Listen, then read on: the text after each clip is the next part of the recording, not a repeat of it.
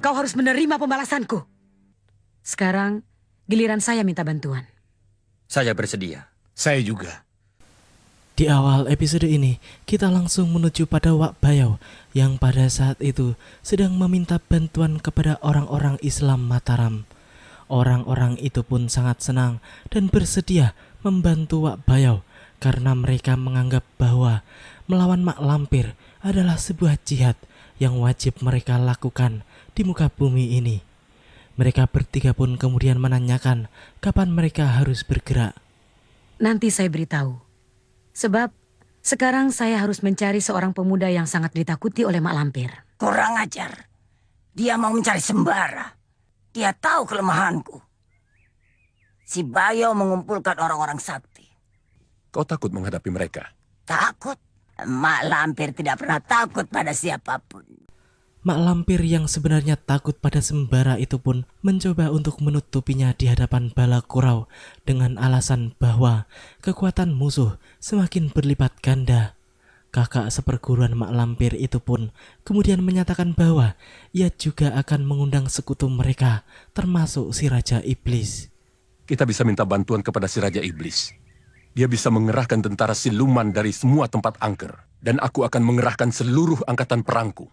Ya benar. Si Raja Iblis pernah bentrok dengan si Bayo.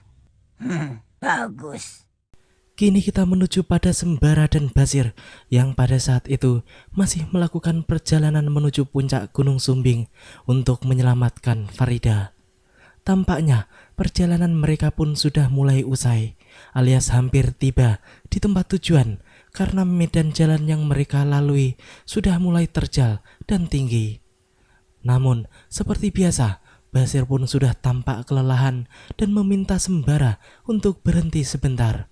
Sembara pun kemudian memberitahukan kalau mereka sebenarnya sudah berada di wilayah Istana Siluman Gunung Sumbing. Sembara pun menunggu waktu malam tiba untuk menyusup ke dalam kerajaan tersebut. Loh, Sembara, ada orang? Aku kenal dengan orang itu. Siapa? Kau lihat sendiri. Farida sudah tidak ada di Istana Gunung Sumbing, Pangeran. Lalu ada di mana dia sekarang? Saya mohon maaf, Pangeran. Saya tidak tahu. Panglima bisa mengerahkan ilmu sidik paninggal untuk bisa melihat Farida.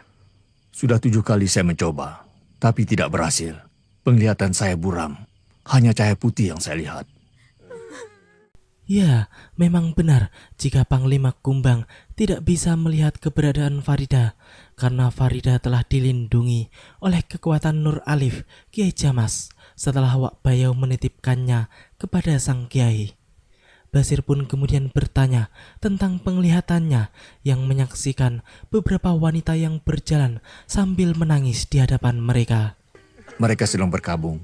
Ratu mereka mati dan hari ini dimakamkan. Bagaimana, Pangeran? Aku sudah tidak bisa berpikir. Harapanku lenyap. Sekarang lebih baik Pangeran pulang dulu. Ternyata penguasa Gunung Sumbing benar-benar tewas oleh mak lampir setelah meloloskan Farida ketika ditinggalkan oleh nenek tua tersebut.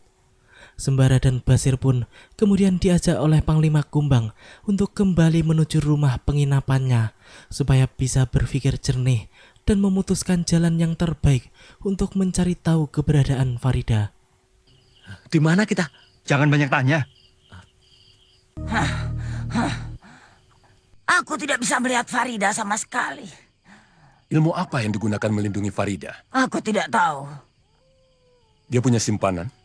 Tidak. Wak Bayo pasti tidak mampu menahan paso benggalaku. Ini pasti perbuatan temannya. Mak lampir pun mengetahui kalau teman Wak Bayau lah yang melindungi Farida sehingga ia tidak bisa menembus kekuatan gaib yang menyelimuti keturunan Kiai Ageng Prayogo tersebut.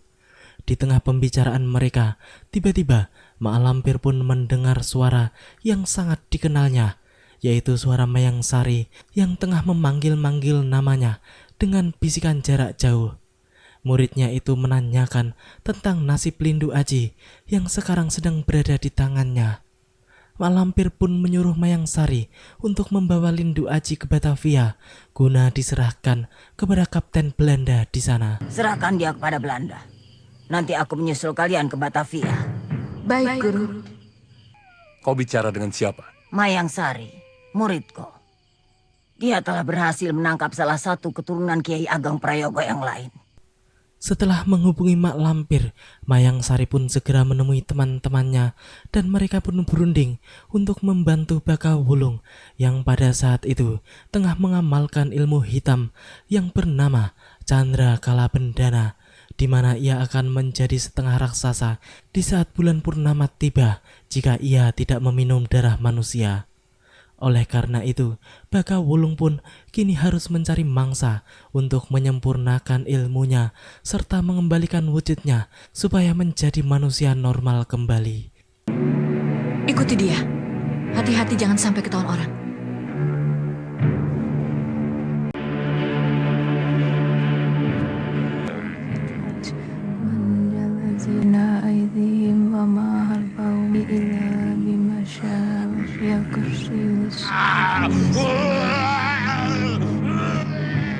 Aneh. Kenapa bisa begitu?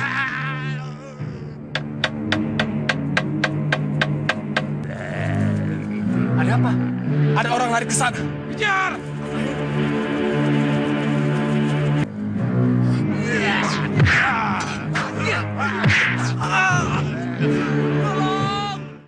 Para warga desa itu terpaksa menjadi mangsa Baka Wulung. Mereka pun kini beramai-ramai mengejar manusia setengah raksasa itu yang berlari ke arah hutan. Mereka pun tidak putus asa dan ingin segera menangkap manusia pembunuh itu, walaupun sebenarnya sulit bagi mereka. Semakin lama, para penduduk pun semakin banyak yang berdatangan, sehingga keadaan Baka Wulung pun kini menjadi terdesak. Mayang Sari yang sedang menjaga lilin seperti orang pesugihan itu pun segera bertindak cepat untuk menyelamatkan nyawa teman seperguruannya itu.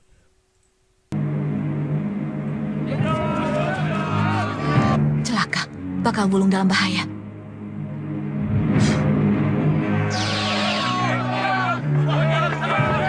Tidak tahu. Orang, tapi kayak binatang. Itu, Mo. Itu.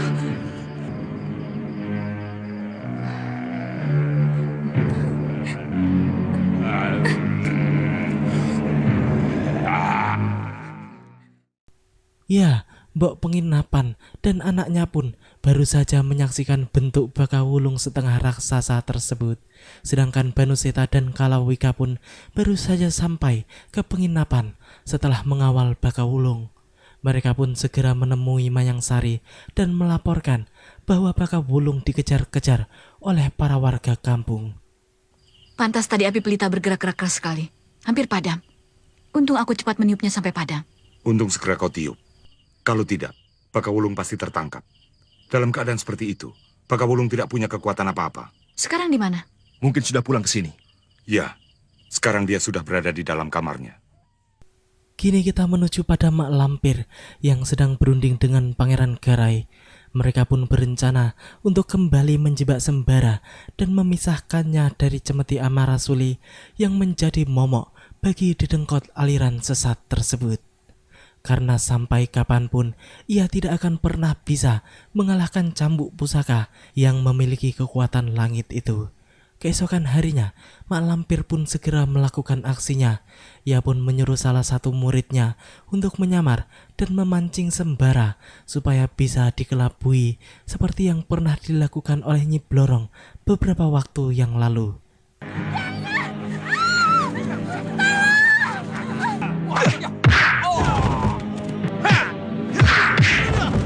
Ini lagi. Modern kamu.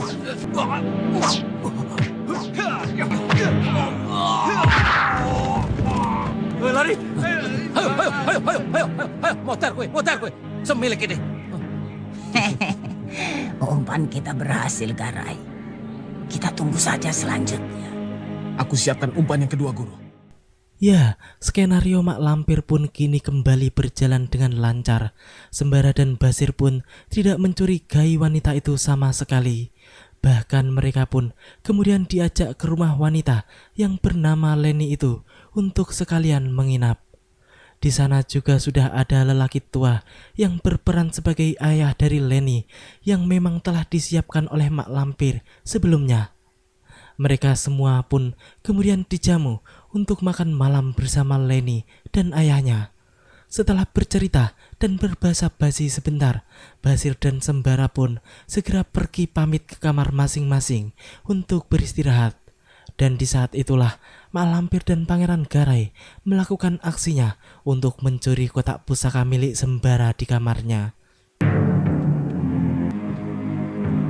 Tolong kakak, tolong, orang itu datang lagi. Mereka mau memperkosa saya. Tolong kakak. Ada apa, nak? Aku seperti mendengar suara jeritan.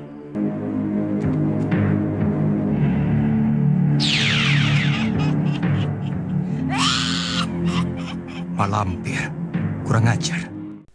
Setelah mendengar tawa Mak Lampir, Sembara pun baru sadar kalau nenek tua itu baru saja mengelabuinya. Ia pun langsung berlari mengejar orang yang telah mencuri kotak pusakanya hingga ke tengah hutan. Ternyata orang tersebut adalah Pangeran Garai yang menyamar sebagai ayah Leni.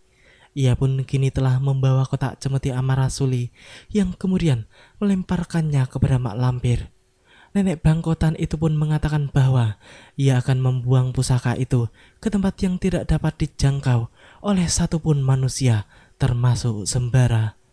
Terimalah, Guru.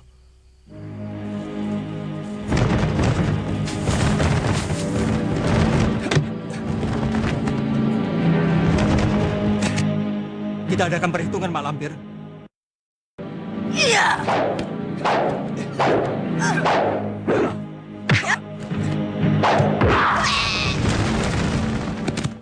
Ternyata tidak semudah itu mencuri cemeti Amarasuli dari tangan Sembara. Mak Lampir pun kini harus berhadapan langsung dengan pemiliknya. Sembara pun tidak main-main. Ia langsung menghajar Mak Lampir dan Pangeran Garai yang berusaha mengeroyoknya. Setelah beberapa jurus berlalu, Sembara pun segera menggunakan cemeti pusakanya untuk menghadapi dua manusia sesat tersebut. Mereka pun menjadi kalang kabut dibuatnya hingga harus mengeluarkan jurus pamungkasnya, yaitu kabur.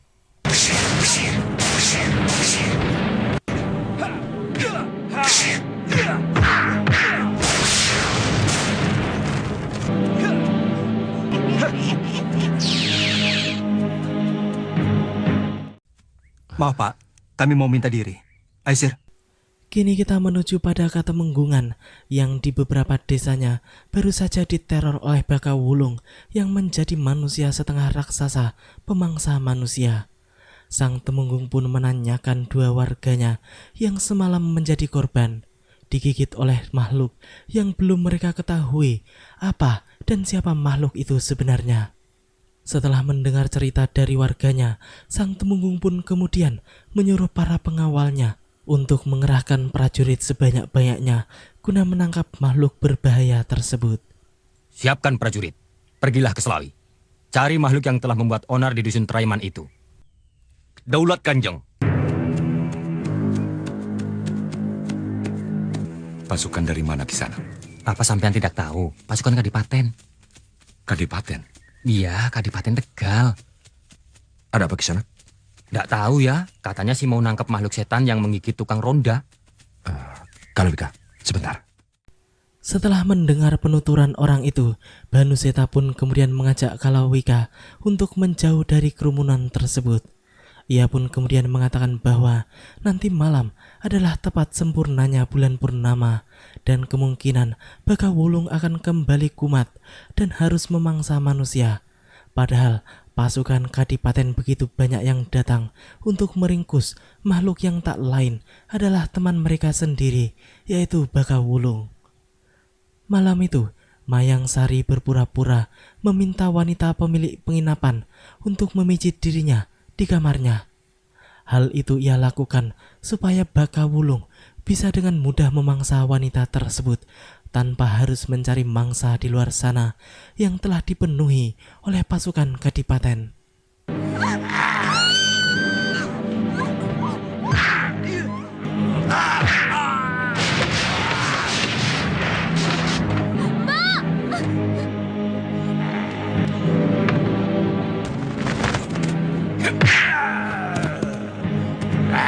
Makhluk iblis, malam ini tamat riwayatmu.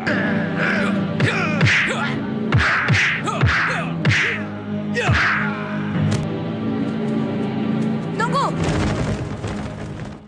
Lindu Aji yang akan mengejar Bakawulung pun langsung dihentikan oleh Mayang Sari. Ia pun kemudian menyuruh Lindu Aji untuk mengurus Nyai Wasri, pemilik penginapan. Namun Lindu Aji pun menolaknya karena ia harus menghancurkan makhluk berbahaya itu. Senopati Mataram itu pun belum mengetahui kalau makhluk itu sebenarnya adalah Bakawulung. Sehingga ia tidak terlalu mengerti kalau sebenarnya Mayang Sari memang sedang mencegah dirinya.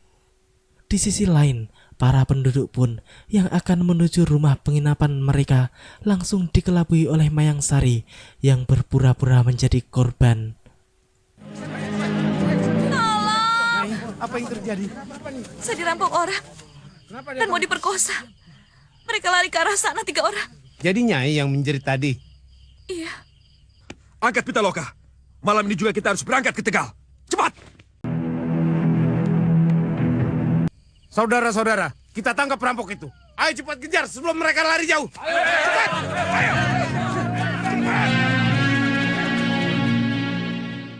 Demikianlah akhirnya Mayang Sari dan teman-temannya harus terpaksa pergi dari desa tersebut sebelum mereka semua dicincang oleh para penduduk yang telah mengetahui siapa mereka sebenarnya dan siapa Bakawulung yang telah menjadi kalabendana tersebut. Temanmu? Makhluk setan pembunuh itu temanmu? Dia Bakawulung. Punya ilmu setan. Kalau tidak ingat keselamatan Pitaloka berada di tanganmu, kalian semua sudah aku binasakan. Demikianlah alur cerita di episode kali ini. Nantikan kelanjutan kisahnya di episode yang akan datang. Terima kasih bagi teman-teman semua yang udah mau nonton. Jangan lupa subscribe dan share, dan juga nyalain notifnya. Assalamualaikum warahmatullahi wabarakatuh, dan salam anak 90-an.